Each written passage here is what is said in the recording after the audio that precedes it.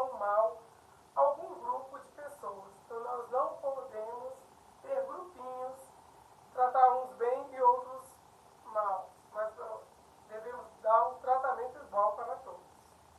O objetivo da nossa aula é que o aluno entenda que um encontro verdadeiro com Jesus muda o nosso coração e a nossa história.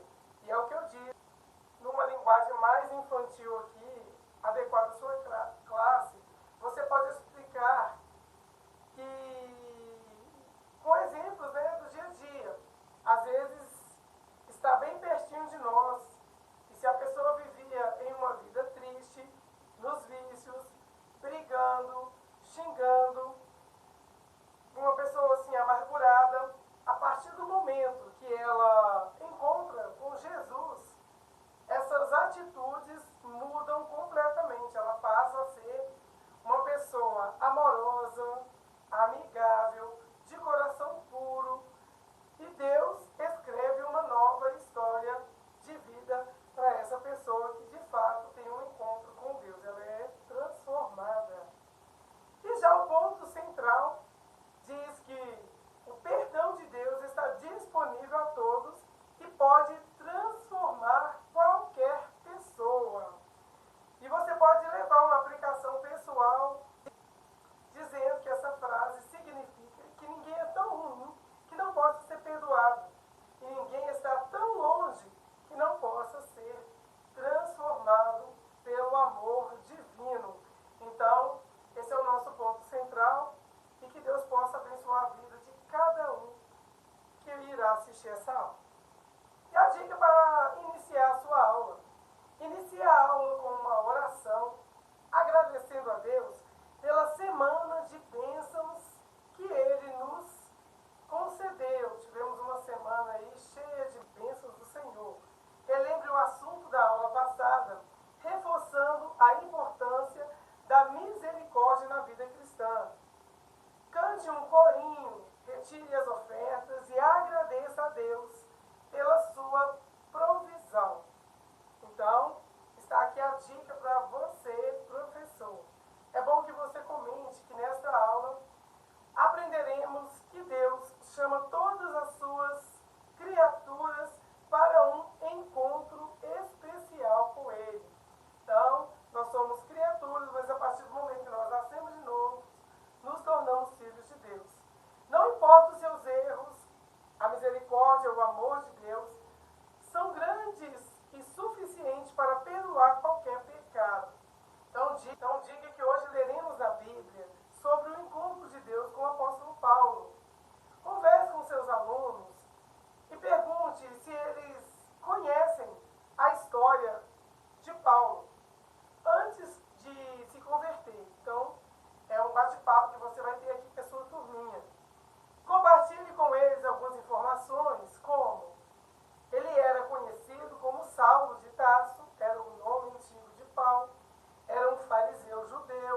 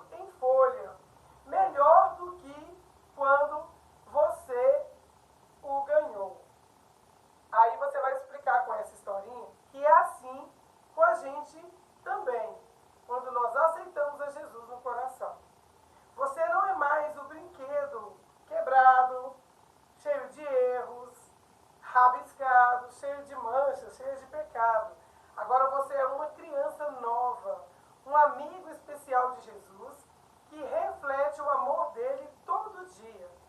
É como uma largata que vira uma borboleta. Muito linda. Então, está aqui a explicação ou a aplicação pessoal do versículo de hoje. E a dica para a memorização do versículo: divida a turma em 2 grupos.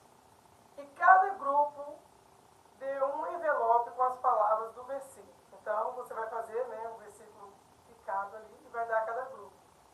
Ao seu sinal, os alunos deverão colocar os versículos em ordem e recitá-lo em alto e bom som. O grupo que realizar primeiro a atividade vence a disputa. Então, você vai pegar esse versículo, escrever ele em cartolina, recortar, fazer ele 2 vezes. E em seguida, assim que eles lerem o versículo, você vai explicar aos alunos que o desejo de Deus é que todas as suas criaturas sejam salvas. E por isso, não devemos excluir ou tratar mal a ninguém. Pelo contrário, Jesus nos chamou para falar do seu amor a todas as pessoas, principalmente entre aquelas que achamos mais caso perdido. Às vezes aquela pessoa que a gente olha e diz assim, isso aí não tem solução, não dá para conviver com essa pessoa. A Bíblia diz em Mateus 18, versículo 11, porque o Filho do Homem veio salvar quem está perdido. Então aquela pessoa que não tem valor nenhum para a sociedade, Deus veio para ela também. Ensine aos seus alunos que à medida que aprendemos a palavra de Deus e colocamos em prática, o Espírito Santo vai operando mudanças em nosso caráter e em nossa vida. Então, isso é muito importante, passar isso para os alunos, ensinar que é por isso que nós precisamos o tempo todo de Deus. E aí você pode perguntar se eles lembram da dinâmica do copo de água, transbordando. Quanto mais cheios do Espírito Santo, teremos menos pecados. E assim, as impurezas serão tiradas do nosso coração, do nosso interior. Então eu fiz essa dinâmica na aula de número 9. Caso você não tenha assistido, eu vou deixar o card aqui em cima para que você possa clicar depois que você assistir esse vídeo completo e lá assistir a aula de número 9, onde estará disposta a dinâmica realizada com os alunos. Vou deixar também aqui um PDF na descrição do vídeo com a dinâmica, que você pode estar imprimindo e levando para realizar na sua classe. E se você é novo por aqui e ainda não está inscrito no canal, eu peço que você se inscreva, que deixe seu like, que comente de qual cidade você está nos assistindo, como você chegou até ao canal. Fazendo assim, o algoritmo do YouTube entende que esse vídeo é relevante e assim vai divulgar o canal para mais pessoas. Então, assim também nós estaremos fazendo a divulgação do amor de Deus, né? Cumprindo com o ID do Senhor. Agora, a missão dessa semana é orar pelo país da Itália. E eu sempre trago um breve resumo do país, e é bom que você também faça isso com a sua turminha. A Itália é um país localizado no sul da Europa, conhecido por sua história, cultura e importantes monumentos históricos. A bandeira da Itália possui 3 cores em faixas verticais, sendo verde, branca e vermelha. Essas cores são um símbolo nacional. Essas cores são um símbolo nacional muito importante para o povo italiano. O idioma oficial falado no país é o italiano e ele é falado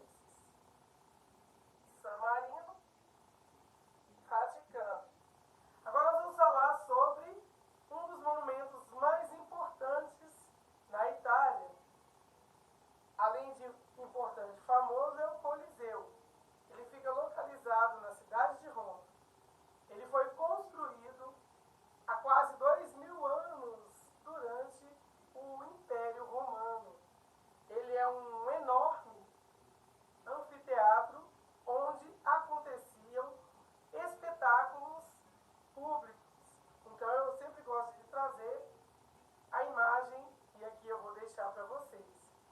Na antiguidade, que acontecia na antiguidade. E ali aconteciam lutas de gladiadores, apresentações públicas, eventos do Império Romano.